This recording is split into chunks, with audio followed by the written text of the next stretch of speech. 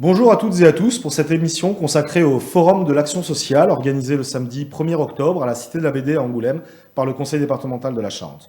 L'émission est réalisée en partenariat avec le Conseil départemental, organisateur de forum et surtout chef de file de toutes les politiques d'action sociale, que ce soit l'insertion, le logement, la santé, l'autonomie ou le handicap.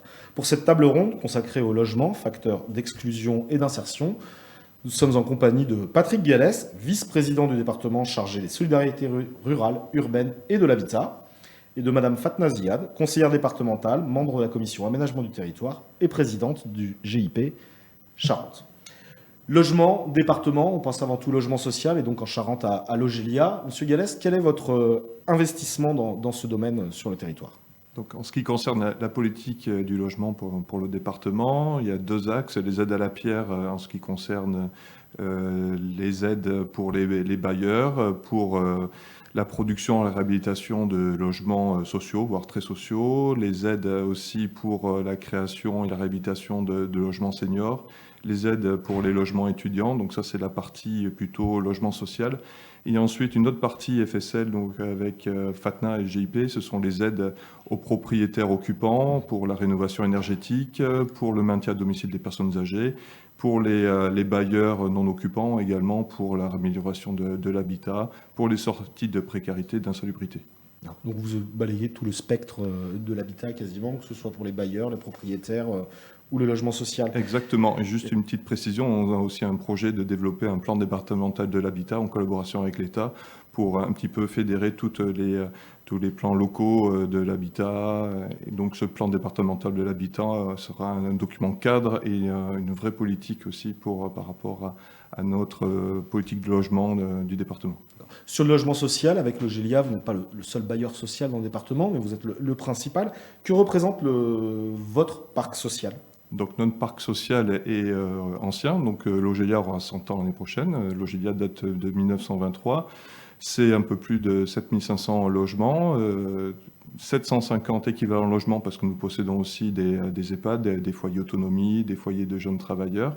Ça représente 16 000 locataires, 5% de la population charentaise logée chez nous à l'Ogélia. Et territorialement, HLM, on pense souvent Angoulême ou Cognac. En fait, ce parc, il est sur toute la Charente, on l'a aussi en zone rurale. Exactement, donc nous sommes présents dans 123 communes en Charente. Nous sommes très implantés donc à Angoulême et dans le Grand Angoulême, c'est quand même 4000 logements. Nous sommes aussi implantés dans la région de Cognac, c'est 1700 logements. Et dans tout le reste du département, en zone rurale, c'est également 1700 logements. D'accord. À l'heure où on se parle, quelle est votre ligne directrice jusqu'à la fin du mandat ou dans le cadre de l'agenda 2030 ? C'est d'amplifier le parc et de construire, de rénover le parc existant ou les deux, mon capitaine ? Exactement, donc nous avons livré ces 4 dernières années à peu près 400 logements, donc on va essayer de livrer encore 100 logements par an, sachant qu'en ce moment c'est quand même relativement difficile avec l'augmentation des coûts de construction, la hausse des taux d'intérêt. On va essayer de faire ça, mais ça va être aussi 850 logements rénovés à la Grand Fond, l'étang des Moines à la Couronne d'ici 2026-2028 pour à peu près 35 millions d'investissements. La Grand Fond et l'étang des Moines, c'est deux importantes opérations de renouvellement urbain en cours. Exactement. C'est effectivement les deux opérations majeures. Exactement, c'est ce qui nous occupe actuellement à l'Ogélia. C'est donc cette opération de renouvellement urbain, le PRIR, c'est la reconstitution du parc. Ça va être 170, à peu près 170 logements à reconstituer par rapport à la démolition de 2 immeubles à la Grand Fond et un à l'étang des Moines. D'accord. Accéder à ce parc social, c'est soumis à conditions de ressources. On sait que certains de vos locataires ont très peu de marge de manœuvre en général. Est-ce que la crise énergétique qu'on vit aujourd'hui aura une répercussion sur eux ? Exactement, ça a déjà été le cas. Donc nous travaillons sur des plans d'appurement pour aider nos locataires à pouvoir payer leurs charges. Et puis on rétablit aussi, enfin on essaie d'ajuster au mieux les provisions de charges. Et puis ça passe aussi par de la sensibilisation par rapport à l'usage de l'eau chaude, de l'électricité, pas mal de choses, pas mal de pédagogie pour essayer que nos locataires consomment le moins possible. Du coup, la rénovation énergétique ou l'isolation du parc existant, c'est aussi une de vos priorités ou l'un des axes forts à cause de la... Exactement, donc dans les réhabilitations prévues, évidemment, tout ce qui est isolation fait partie de nos priorités, que ce soit isolation par l'extérieur, essayer de remplacer les chaudières par des chaudières, enfin le plan chaudière a été fait, mais par des chaudières moins gourmandes, notamment en gaz. Donc ça passe par là, et puis du confort supplémentaire, par exemple pour le changement de gros composants, cuisine, salle de bain, et le département accompagnera donc à partir de 2023 les bailleurs sociaux, pas seulement l'OGIA, pour le remplacement des gros composants, la transformation aussi des baignoires en douche, et pour que nos locataires aient une impression de confort immédiate. D'accord. Tout à l'heure, vous indiquiez que c'était 16 000 logements 16 000 locataires. 16 000 locataires. 500 locataires. Aujourd'hui, en Charente, le parc, en volume, je parle, est suffisant ou il y a nécessité de l'amplifier également? Donc nous avons beaucoup de demandes, on ne peut pas répondre à tout le monde. Donc on a des demandes assez spécifiques aussi sur les types.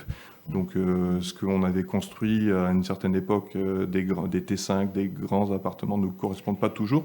Donc on va aussi vers des logements plus adaptés. On a beaucoup de demandes seniors, donc on va vraiment sur ce terrain-là et on livre de plus en plus de logements seniors adaptés.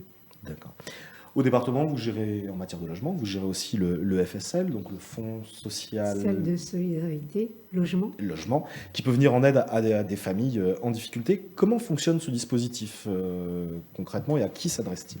Alors, il faut savoir que le département a délégué au GIP Charente Solidarité la gestion administrative du Fonds de solidarité logement, dit FSL.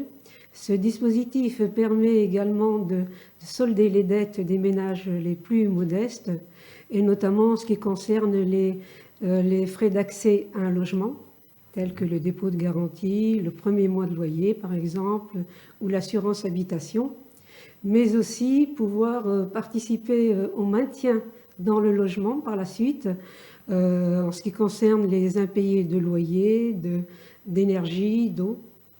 Concrètement, j'ai une difficulté pour payer mon loyer, j'entre, je suppose que c'est soumis à conditions de ressources. Tout à fait. J'entre dans les critères, je m'adresse au GIP Charente Absolument. Pour bénéficier de cette aide.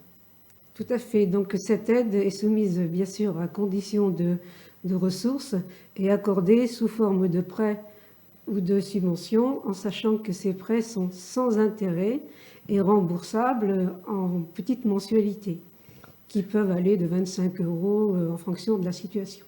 Il y a un accompagnement autour pour ne plus Absolument, retomber dans cette... il y a un accompagnement qui se fait donc par les travailleurs sociaux du GIP pour justement essayer de pallier, comme le disait Patrick Gallès, à tout ce qui est dépenses d'énergie. On essaie de les accompagner au mieux, et puis en même temps aussi, il peut y avoir un accompagnement social pour gérer le budget. Mais là, c'est bien sûr sous le domaine du volontariat. On ne peut pas obliger... La dépense d'énergie ou le loyer impayé, ce sont les deux difficultés qui reviennent le plus régulièrement. Absolument, les frais d'énergie et d'eau. D'accord. Quelles ont été les sommes engagées à ce titre en 2021, par exemple, ou sur un an à peu près? Alors, c'est un peu plus... en 2021, c'est un peu plus de 1 866 000 € qui ont été engagés. Donc, un peu plus de 1 041 000 sous forme de prêt, un peu plus de 247 000 sous forme de subvention et 597 000 € pour les accompagnements sociaux. D'accord. Comment vous décidez si c'est un prêt, donc remboursable, ou une subvention?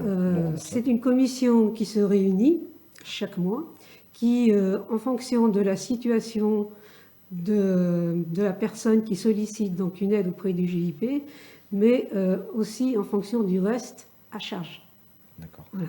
Entre les dépenses et puis les revenus de la personne, du foyer. La lutte contre le logement insalubre est aussi au cœur de vos actions, du GIP. Comment vous intervenez dans ce cadre-là? Là aussi, c'est le locataire qui dit « mon bailleur me fait vivre dans des conditions impossibles, aidez-moi ». Comment ça se passe? Alors en fait, le département intervient à cœur aussi de fixer même sa priorité dans le logement insalubre. Parce qu'il faut savoir que certains logements sont loués, mais dans un état d'insalubrité. Et donc, c'est quand même une condition malheureuse pour le locataire qui ne peut pas justement intervenir ou réaliser des travaux. Et qui, en général, amplifie tous les autres problèmes sociaux, de précarité qu'on peut Absolument. avoir. Et donc en 2002, le département et le GIP ont développé un dispositif concernant le contrôle de décence jusqu'à les diagnostics d'insalubrité. Et vous pouvez forcer le bailleur à faire les travaux? Il y a un moyen coercitif de l'obliger à On ne peut pas rénover? l'obliger, mais on l'incite, on travaille avec lui justement par rapport aux dépenses qui peuvent être réalisées, en sachant qu'il y a des aides qui existent pour pouvoir donc réaliser ces travaux. Et le propriétaire et le locataire sont accompagnés jusqu'à la résolution des difficultés. Et les aides sont bloquées, les aides de CAF par exemple sont bloquées le temps aussi qu'ils se mettent en conformité. D'accord. Voilà, tout est bloqué. Vous intervenez aussi sur la précarité énergétique, alors via le GIP, mais il y a aussi l'ANA, l'ADIL, il y a énormément Oui, tout à d'organismes tout à multiples. Alors tout à l'heure, vous parliez d'un plan cadre à partir de l'année prochaine, peut-être que ça va répondre à la question, mais c'est pas toujours très lisible pour les Charentais. Comment les aider à s'y retrouver et à sonner à la bonne porte? Donc nous en sommes conscients, c'est vrai qu'il y a beaucoup de dispositifs, parfois qui se superposent. Et l'avantage, c'est que les propriétaires peuvent avoir un niveau d'aide très satisfaisant, mais ils ne savent pas toujours comment déclencher ces aides. En plus, les dossiers sont souvent compliqués, donc il y a plusieurs possibilités. Nous travaillons avec FATNA sur la possibilité de créer un livret avec des plans de financement type et donner toutes les aides, tous les renseignements aux propriétaires qui voudraient faire leurs travaux. Donc ça, on travaille là-dessus. Ensuite, il y a aussi l'Agence départementale pour l'information pour le logement que je préside également, la DIL 16, qui peut donner tous ces renseignements. Ils seront présents donc, au Forum citoyen samedi prochain, le 1er octobre. Ils peuvent renseigner soit par téléphone, et il y a également des permanences, généralement une fois par mois, dans les CDC, par exemple la Valette-Tudronne, pour recevoir sans rendez-vous toute personne qui voudrait ce genre de renseignements. Donc voilà, notre but c'est d'accompagner parce qu'on sait qu'après le premier contact par rapport à ces aides, ils ne sont pas forcément suivis de résultats parce que c'est souvent complexe. Donc c'est à nous d'aider pour que les personnes aillent jusqu'au bout de leur démarche. Qu'attendez-vous de la participation citoyenne de ce forum? Alors on attend aussi donc des échanges, des rencontres avec, comme c'est ouvert au grand public, que l'on puisse orienter et que l'on puisse discuter des actions. Et notre but c'est de faire connaître les différents dispositifs, notamment ces dispositifs d'aide à la rénovation énergétique, sortie d'insalubrité.